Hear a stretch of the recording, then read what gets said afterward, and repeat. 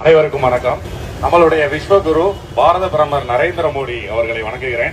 நம்மளுடைய காவி சொந்தங்கள் அனைவருக்கும் என் முதற்கண் வணக்கத்தை தெரிவித்துக் கொள்கிறேன். திராவிட முன்னேற்ற கழகத்தோட ஊழலை வந்து தமிழ்நாடு ஃபுல்லா பேச வேணாம், நம்ம மதுரையில மட்டும் பேசுவோம். மதுரையில என்ன நடந்திருக்குன்னு பேசுவோம்.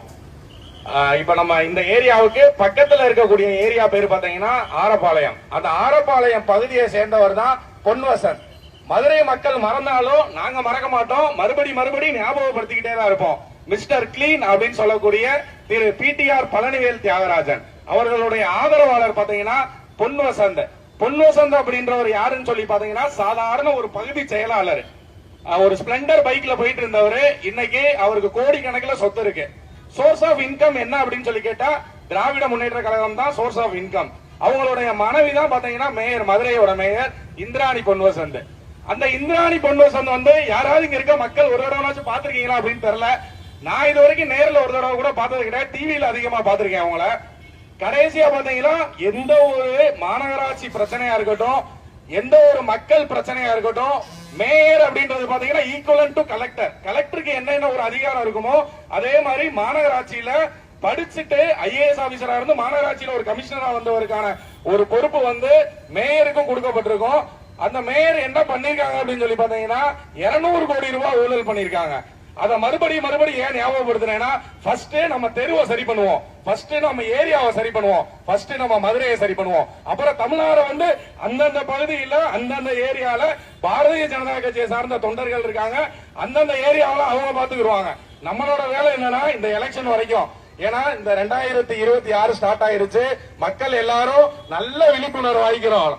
நம்மளாம் சோறுல உப்பு போட்டு சாப்பிடுறோம் அப்படின்னு சொன்னா அவங்க கொடுக்குற அந்த 1000 ரூபாய் பணத்துக்காண்டியும், அவங்க கொடுக்குற அந்த ஹாட் பாக்ஸுக்காண்டியும், அவங்க கொடுக்குற அந்த டிஃபன் பாக்ஸுக்காண்டியும் நீங்க வெறும் ஓட்ட போட்டு அடுத்த தலைமுறைன்றது பாத்தீங்கன்னா இப்ப எங்க அப்பா அம்மா எல்லாம் இருக்காங்கன்னா அவங்களோட வாழ்க்கை வந்து இதோட முடிஞ்சிடும். எனக்கு அடுத்து அவங்களுக்கு அடுத்து பாத்தீங்கன்னா என்னோட தலைமுறை, எனக்கு அடுத்து பாத்தீங்கன்னா என்னோட குழந்தைகளோட தலைமுறை. இந்த குருதேட்டர் பகுதியிலே பாத்தீங்கன்னா நிறைய இடத்துல போர்ல வந்து தண்ணி வரல.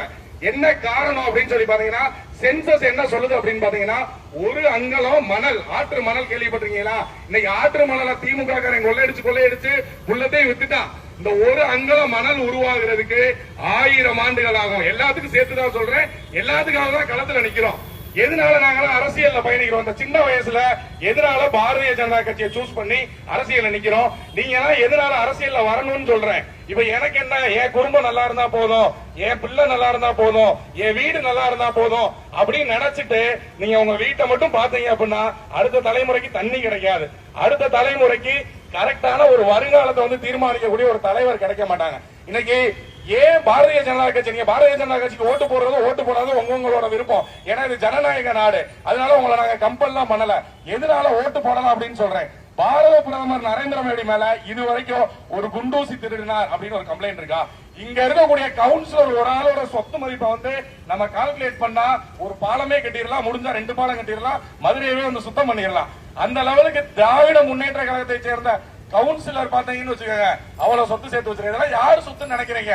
மக்களோட வரி பணம். நீங்க வந்து ஜஸ்ட் அவன் வந்து ஒரு ஹாட் பாக்ஸ் கொடுத்தா, டிஃபன் பாக்ஸ் கொடுத்தா மக்கள் வந்து அப்படியே மனநிலையை திராவிட முன்னேற்ற கழகத்தை சார்ந்த கொத்த அடிமைகள் தான் சொல்லணும். நீங்க எதுக்காக நின்றுக்கீங்க? உங்க குடும்பத்துக்காண்டி நின்றுக்கீங்களா? கடைசி வரைக்கும் கிளை செயலாளராக இருந்து கடைசி வரைக்கும் வட்ட செயலாளர் இருந்து நீ செத்து போயிருவா, அதான் நடக்கும். ஏன் அவரோட ஆதரவாளராக இருக்கக்கூடிய திரு இந்திராணி மேயர், முன்னாள் மேயர் பாத்தீங்கன்னா கிட்டத்தட்ட 200 கோடி ரூபாய் வரி ஏய்ப்பு பண்ணிருக்கு. உங்க கட்சிக்காரன் என்ன நீ கேள்வி கேட்டிருக்க?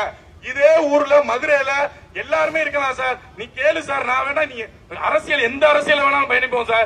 உன் அரசியல் கூப்பிட்டாலும் நான் வரேன், நீ நல்லது பண்ணு, உனக்கு ஒரு விஷயம் கூப்பிடுறியா? பாரதிய ஜனதா கட்சியை சார்ந்தவங்க எல்லாருமே வந்து மத்தவங்கள மாதிரி கிரிட்டிசைஸ் பண்ண மாட்டோம். உனக்கு சப்போர்ட் பண்ணனால நாங்க சப்போர்ட் பண்ண தயாரா தான் இருக்கோம். சேர்த்துதான் நான் களத்துல நிக்கிறேன்.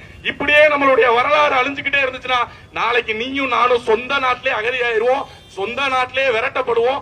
மாசம் சம்பளம் வாங்குவோம், மாசம் சாப்பிடுவோம், மாசம் நல்ல குடும்பத்தை நடத்தலாம். இது மட்டும் தான் வாழ்க்கையில இருக்குமே தவிர்த்து நாளைக்கு வந்து நம்மளுடைய முன்னோர்கள் வீரமா வந்து நம்மளுடைய வெள்ளையர்கிட்ட இருந்து நம்மள வந்து அடிமைத்தனத்தெல்லாம் மீட்டு கொடுத்தத திருப்பி இந்த திராவிட முன்னேற்றம் கேவலம் அவங்க குடும்பம் நல்லா இருக்கணும்ன்றதுக்காண்டி நம்மளை அழிச்சிருவான். தயவு செஞ்சு சொல்றேன், வர்ற எலெக்ஷன்ல திராவிட முன்னேற்ற கழகத்துக்கு மட்டும் ஓட்டு போடாதீங்க. திராவிட முன்னேற்ற கழகத்தை வந்து தமிழ்நாட்டை விட்டு அகற்றினாதான் அந்த இருள் மறைஞ்சு வெளிச்சம் வரும் அப்படின்றத வேண்டி விரும்பி கேட்டுக்கிறேன். Vote for BJP, vote for ADMK. நன்றி, தேங்க்யூ.